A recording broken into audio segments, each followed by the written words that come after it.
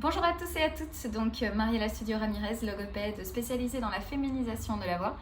J'ai décidé de faire cette petite vidéo sur un sujet qui me tient beaucoup à cœur puisque c'est un peu le cœur de débat que nous avons ces dernières semaines, voire même ces derniers mois, sur les réseaux sociaux avec donc plusieurs femmes qui me contactent, plusieurs patientes aussi qui travaillent avec moi, plusieurs collègues aussi.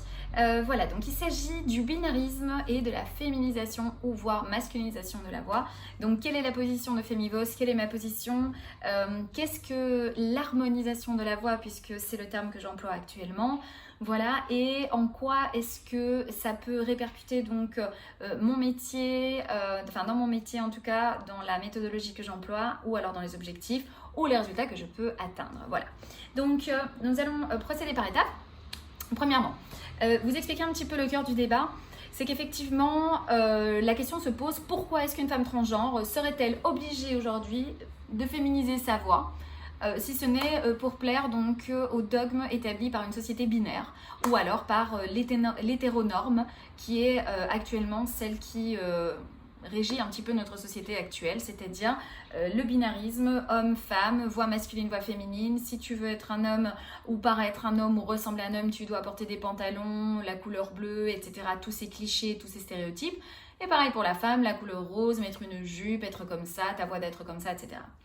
Un grand binarisme, une société actuelle très binaire. Nous en sortons petit à petit. Moi, comme j'ai toujours, je crois, parfois de façon utopique, mais non, je ne crois pas que ce soit une utopie, à une société vers laquelle on se dirige, dans laquelle il n'y aura plus d'étiquettes, dans laquelle il n'y aura plus de catégories, dans laquelle nous serons juste des personnes sans besoin de se présenter. Bonjour, je m'appelle Mariela, je suis une femme hétéro, par exemple, sinon simplement bonjour, je suis Mariela, voilà. Je suis orthophoniste, je suis logopède, j'aime la vie, j'aime sortir, j'aime le cinéma, j'aime le théâtre, voilà. Donc, je crois que petit à petit, on évolue vers une société qui est moins binaire, mais on est en train à peine de sortir de ces sociétés binaires. Donc, effectivement, aujourd'hui, on parle de féminisation de la voix et de masculinisation de la voix. Donc, dans mon terrain, en tout cas, dans la logopédie, l'orthophonie, dans la voix. Et c'est vrai que j'ai eu pas mal de remarques sur les réseaux. Ah, mais tu imposes un binarisme, ou alors tu vas dans le sens d'une société binaire puisque tu parles de féminisation de la voix constamment.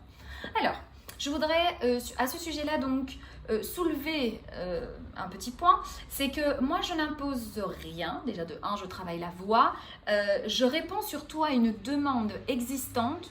Moi je dis toujours, je donne du bien-être à la personne. Je suis là en fait pour vous rendre plus heureuse, plus heureux, pour vous donner ce bien-être, cette confiance en vous, pour vous aider en fait à obtenir des résultats vocaux ou à atteindre des objectifs vocaux que vous-même vous fixez parce que vous voulez vous diriger vers ces objectifs-là, soit parce que vous en avez besoin, soit parce que ça va vous permettre peut-être d'avancer dans votre vie professionnelle ou dans notre vie personnelle, etc. Donc, il y a tout un côté très personnel à la patiente, je vais parler de féminisation, à la patiente, que moi je respecte. Et d'ailleurs, c'est une des premières choses que je fais, c'est concept de féminité, raconte-moi comment est-ce que tu imagines ta voix, en quoi est-ce que moi je peux t'aider.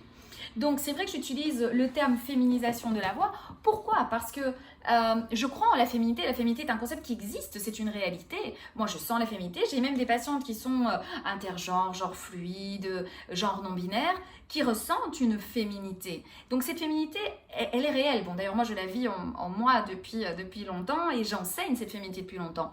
Donc, je crois que la féminisation de la voix existe, pareil que la masculinisation, puisque moi je travaille par exemple aussi avec des hommes, une quarantaine d'années, qui malheureusement leur voix n'ont pas mué, ils ont besoin de masculiniser leur voix. C'est important pour eux. Donc c'est important aussi parfois, mais pour leur travail, puisque sinon ils ont gardé une voix de fausset, une voix qui est très caricaturale, qui est entre la voix d'un enfant ou alors la voix même d'un...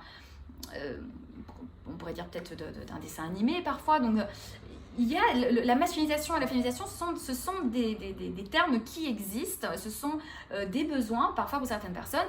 Maintenant, moi j'introduis le terme de harmonisation de la voix pour m'éloigner un peu du binarisme. C'est-à-dire, ce n'est pas parce que tu es une femme transgenre que tu vas être obligée de féminiser ta voix. Par contre, ce que je conçois, c'est que tu te sens d'une certaine façon.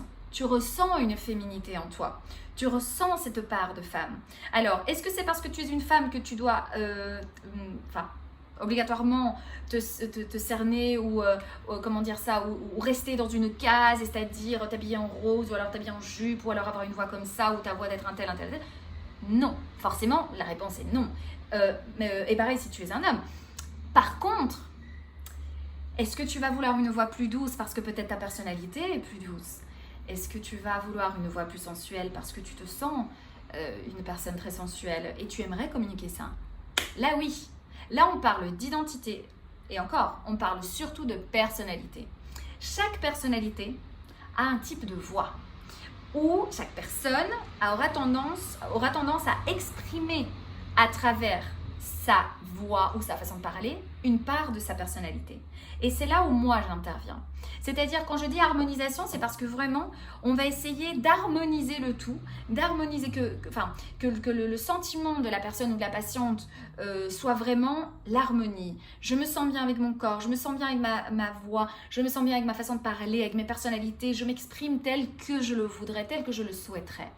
Donc moi je fais de l'harmonisation de la voix, peu importe le genre, peu importe l'identité, peu importe la personnalité de la patiente, je suis juste là pour apporter du bonheur, du bien-être, pour que la personne se sente réalisée, épanouie, pour qu'il y ait une cohérence qu'elle recherche tant. D'accord? Alors pour faire un petit récapitulatif, est-ce que j'impose le binarisme? Non, du tout. Je n'impose rien du tout déjà.